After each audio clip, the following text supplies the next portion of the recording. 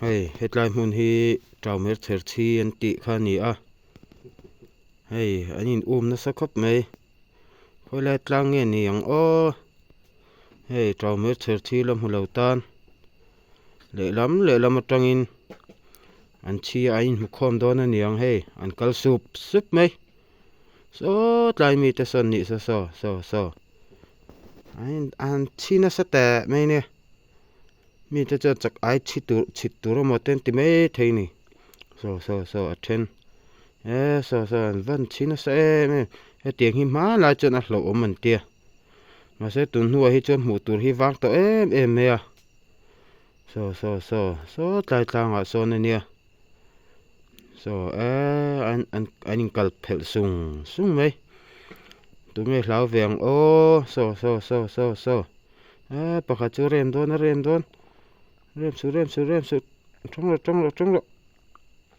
At rem ta. So ale lampang chu tika takin mu kho mang mo. Van china sa em. So.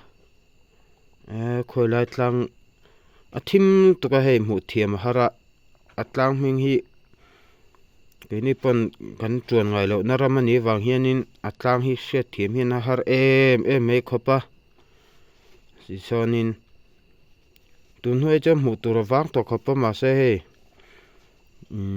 enge mani kan ka hriat ni hei ka wa mu ve lo me ka bula phei cha tu ma phei cha nam lo wa khai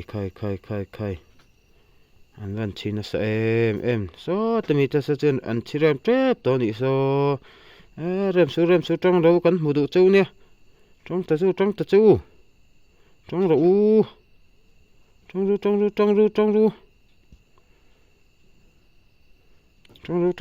ro khati zong kha kalak thei zong ani e cái pok ka hlau do le ka hei ka hole me don